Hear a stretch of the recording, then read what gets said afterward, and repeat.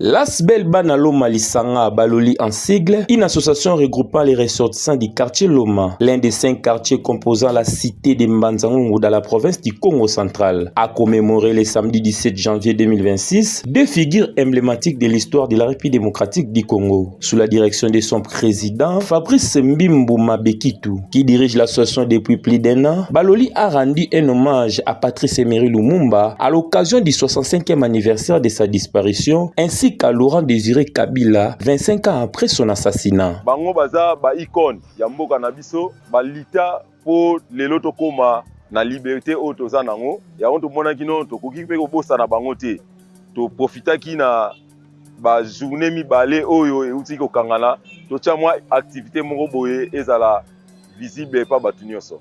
Une marche de santé significative dans son quartier d'implantation, partant de son siège situé au village Antioche à l'entrée de la paroisse Sainte-Marie, les membres de l'association ont parcouru plusieurs avenues du quartier.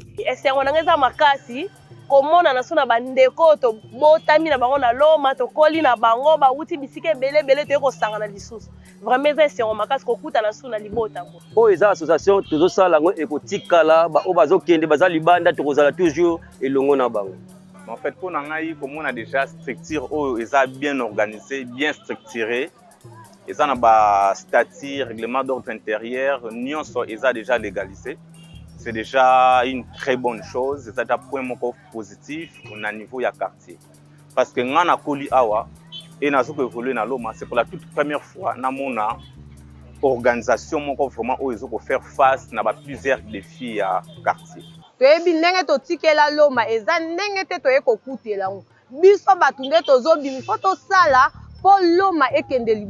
Cette promenade avait pour but de revisiter les lieux emblématiques, notamment les terrains Fiona Fiona, un endroit chargé de souvenirs pour la communauté.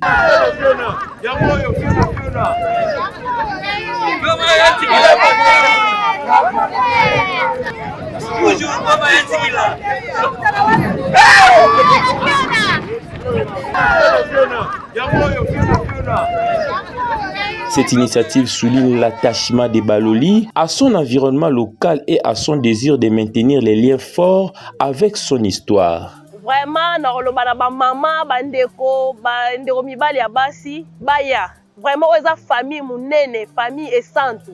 Dans nzela lisanga bana loma, toza eko sanga, toza na bomoko. Tango pasi, tango bisenga, tuka totika na kate. Na kosenga toujours na ba jeune union ya Loma en particulier. Baya ko soutenir vision ya Asbel na biso. Ibandaka neti ba aventure.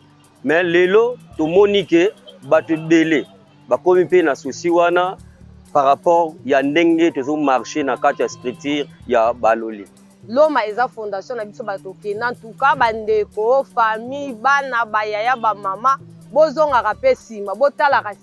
L'Asbel Baloli réaffirme son attachement aux valeurs patriotiques et à la mémoire des héros nationaux, tout en œuvrant pour le développement et la cohésion des ressortissants du quartier de Loma.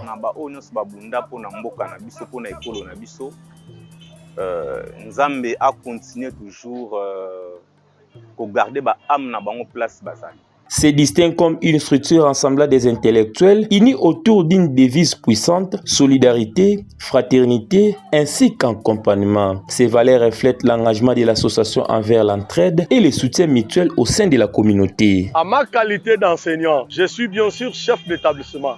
Mais avant tout, je fais partie d'une famille. Je fais partie d'une famille et chaque famille a une origine. Je suis chef d'établissement, je n'en disconviens pas. Mais jusqu'aujourd'hui, je suis aussi enfant chez moi. Et je suis de ces quartiers Loma. Maintenant ici, je défends la couleur de mon quartier. D'ailleurs, nous sommes très fiers d'y être. Loma en Mbanzangungu, c'est un quartier qui est apparemment reculé. Mais nous, cadres aujourd'hui, nous sommes sortis de ces coins. Nous sommes là pour défendre ces coins, pour dire au monde que Loma n'est pas un quartier reculé. De ces quartiers est sorti, moi qui vous parle, je suis préfet des études.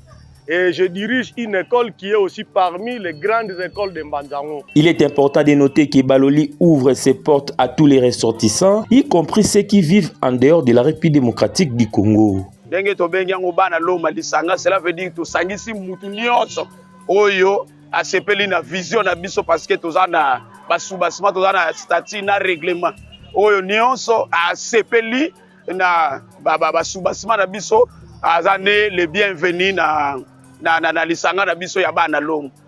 Tellement que toza asbel. Alors ndeko nyonso oyo azaki aza deja na structure mususu mais tant que atangi bamikanda oyo ya biso asepeli yango, en tout cas akoki na ye koya et puis aye kosangana na biso. Biso susi na biso ekoma loma tozala ini tolongola nanu ba biloko wana oyo mike toleka na bakatikati balanda lokolo ya ba jeune oyo ba marche bien. Cette approche inclusive témoigne de la volonté de l'association de créer des liens au-delà des frontières et de bénéficier de la diversité des expériences de ses membres, qu'ils soient sur le sol congolais ou à l'étranger. Grâce à Bolingo, il y a des sangisi biso oyo ke to déplacer to ye awa. Ceux qui Bolingo ezate to ngai to sala ngote. Na batu oyo baza libanda ya mboka bosangana ndenge biso pe tozo sangana awa eza malamu et puis loma eke liboso partout bozwami États-Unis, France, wapi to la posa mino to la plateforme et tout so libiso bomo na biso na bandeko oyo baza libanda mboka eza association oyo eza bien organisée toza na posa to sangana tozala bomoko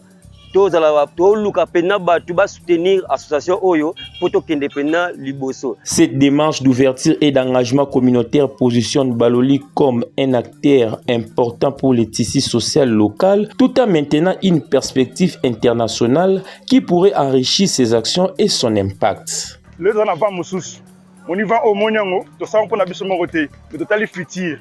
Futur ana ya on relever l'homme va te se estimer l'homme développement le bani lelo. Frère venez que moi biso to ça est très symbolique pour na biso. Tu vas accompagner na esprit ya ba koko na biso l'homme lobby to tela ngolo liste mais lobby au moins on a M sous ma portée biso supervu au comprendre que mon lelo et au ça on a l'homme lobby. Ko contacter biso secrétariat na numéro na biso ezali 089 99 51 770. Loma eza fondation.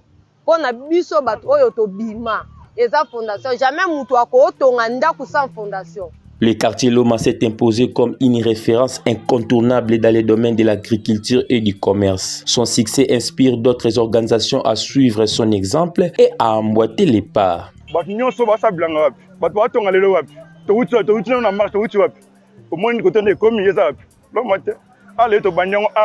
Peut-être na rompo ya Kimbangu mais lobby et comme tina waboko kuna pour venir on tourner un itinéraire wana to peut-être message ba ndeko ba moni kuna musika biso ka kande photo tombola yango. La marche de santé a été chitée dans l'espace sous les manguiers, un endroit touristique réputé pour sa fraîcheur. L'association a fait un retour remarquable dans un lieu chargé d'histoire à l'entrée d'Nkamba. Ce site revêt une importance particulière car c'est là que se dresse la photo de Papa Simon Kimbangu, figure emblématique. Bana to bota, il faut baye babo uta wapi.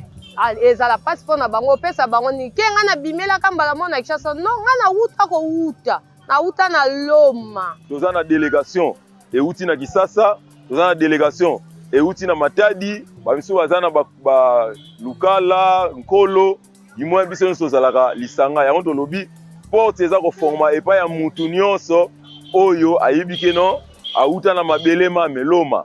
La marche de santé a été chitée dans l'espace sous les manguiers, un endroit touristique réputé pour sa fraîcheur. L'association a fait un retour remarquable dans un lieu chargé d'histoire à l'entrée Kamba, Jérusalem. Ce site revêt une importance particulière car c'est là que se dresse la photo de Papa Simon Kimbangu, figure emblématique. Donc il va oyo nyonso tokola na bango bakenda de part et d'autre.